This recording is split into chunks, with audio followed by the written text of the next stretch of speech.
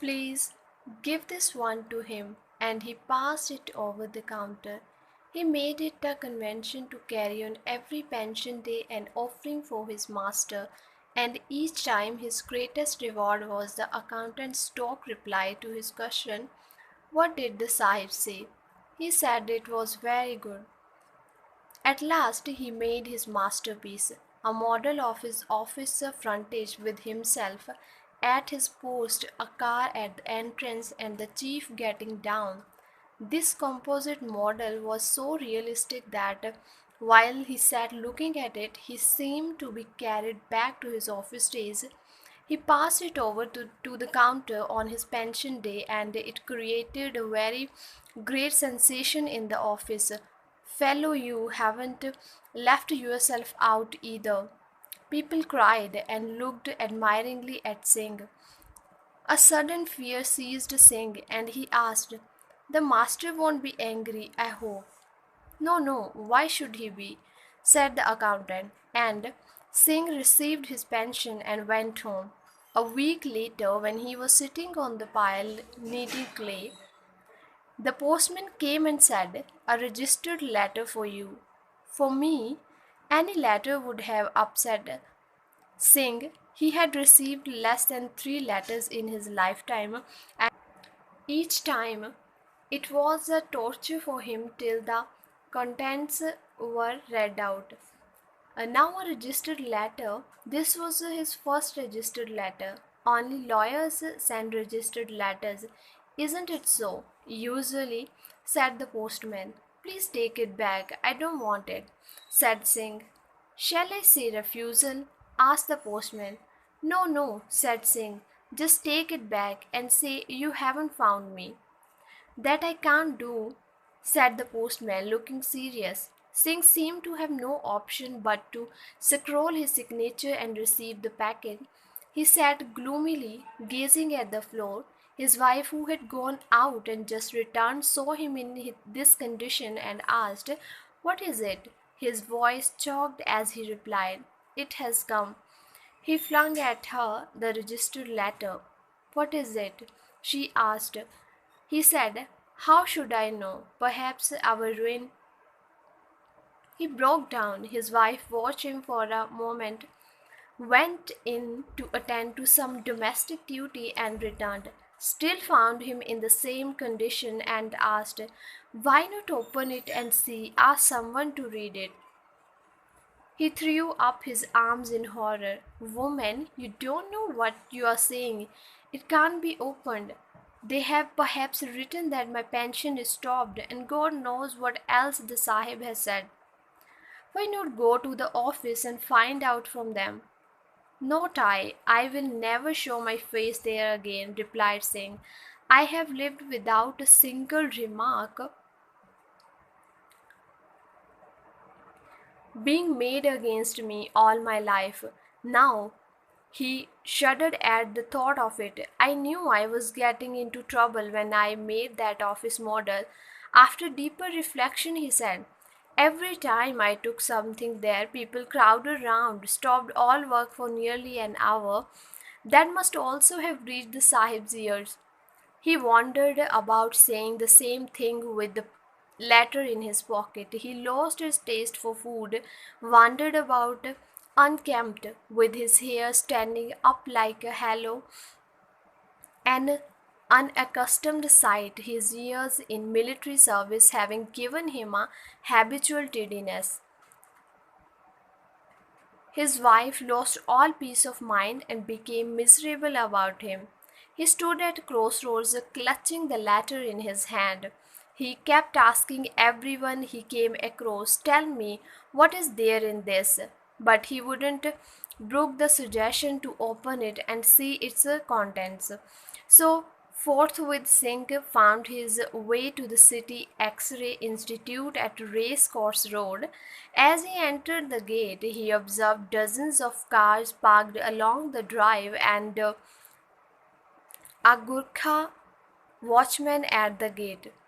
Some people were sitting on sofas reading books and journals. They turned and threw a brief look at him and resumed their studies. As Singh stood uncertainly at the doorway, an assistant came up and asked, "What do you want?" Singh gave a salute, held up the letter uncertainly, and muttered, "Can I know what is inside this?" The assistant made the obvious suggestion, but Singh replied, "They said you could tell me what's inside without opening it." The assistant asked, "Where do you come from?" Singh explained his life, work, and outlook, and concluded, "I have lived without remark all my life. I knew trouble was coming." There were tears on his cheeks. The assistant looked at him curiously, as scores of others had done before, smiled, and said, "Go home and rest. You are not all right. Go home." "Can't you say what is in this?" Singh asked pathetically. The assistant took it in his hand, examined it, and said, "Shall I open it?" "No, no, no!" Singh cried and snatched it back. There was a look of terror in his eyes. The assembly looked up from their pages and watched him with mild amusement in their eyes. The assistant kindly put his arm on his shoulder and led him out. "You get well first and then come back. I tell you, you are not all right." Walking back home, he pondered over it. Why are they all behaving like this, as if I were a madman? When this word came to his mind, he stopped abruptly in the middle of the road and cried, "Oh, that's it! Is that it? Mad, mad." He shook his head gleefully, as if the full truth had just dawned upon him. He now understood the looks that people threw at him. "Oh, oh," he cried out. He laughed. He felt a curious relief at his realization. "I have been mad and didn't know it." He cast his mind back. Every little action of his for the last so many days seemed mad, particularly the doll making. What sane man would make clay dolls after 25 years of respectable service in an office? He felt a tremendous freedom of limbs and didn't feel it possible to walk at an ordinary pace. He wanted to fly. He swung his arms up and down and ran on with a whoop.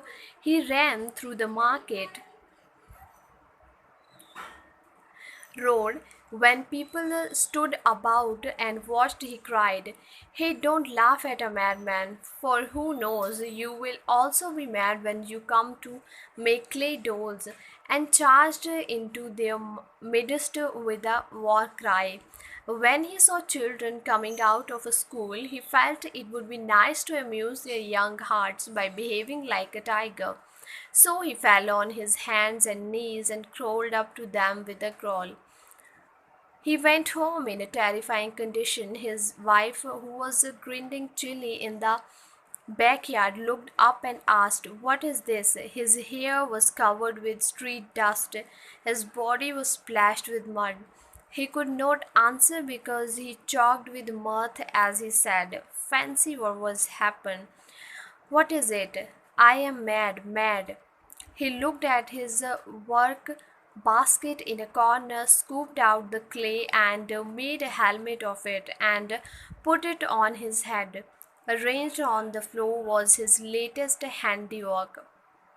After his last visit to the office, he had been engaged in making a model village.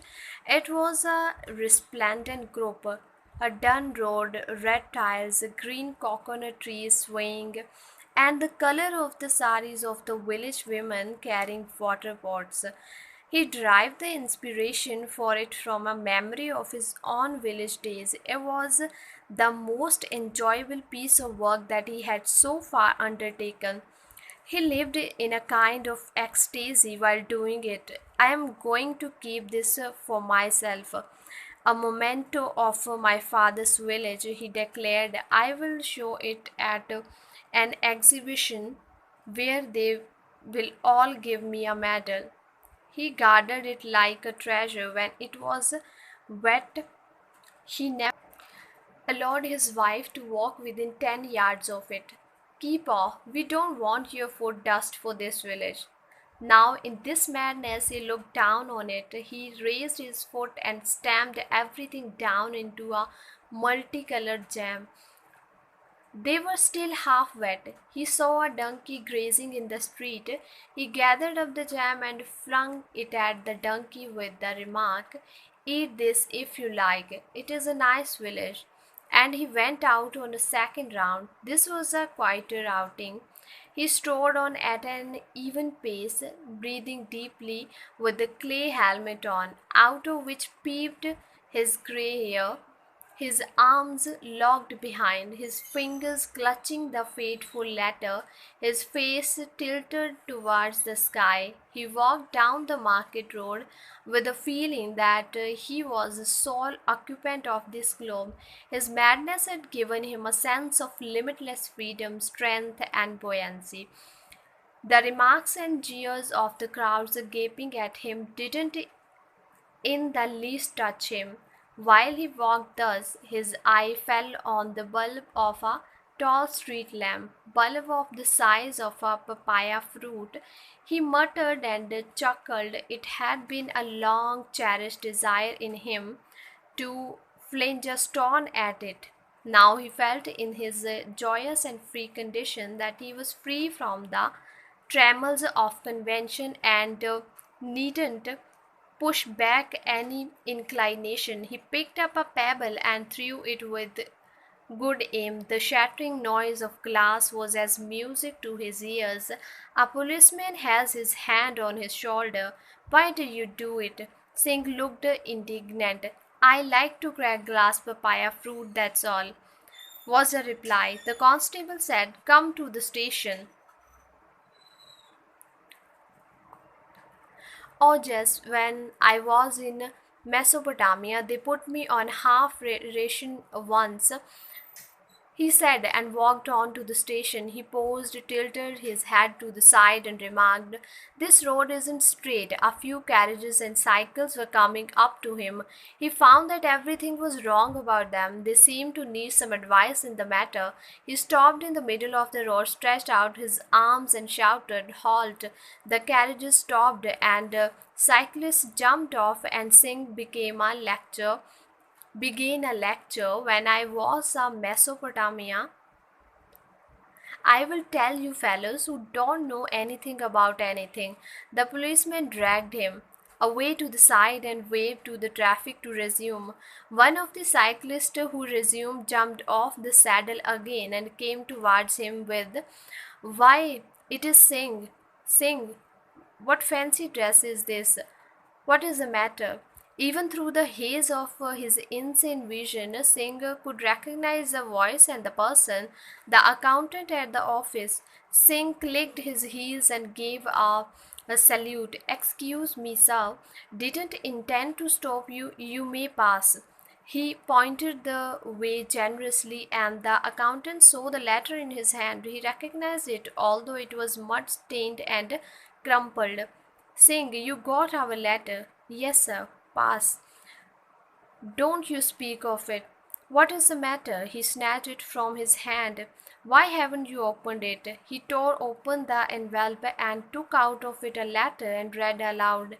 "The journal manager greatly appreciates the very artistic models you have sent, and he is pleased to sanction a reward of 100 rupees and hopes it will an encouragement for you to keep up this interesting hobby." It was translated to him word for word, and the enclosure, a check for 100 rupees, was handed to him. A big crowd gathered to watch this scene. Singh pressed the letter to his eyes. He beat his brow and wailed, "Tell me, sir, am I mad or not?" "You look quite well. You aren't mad," said the accountant. Singh fell at his feet and said with tears choking his voice, "You are a god, sir, to say that I am not mad. I am so happy to hear it." On the next pension day, he turned up spruce as ever at the office counter. As they handed him the envelope, they asked, "What toys are you making now?"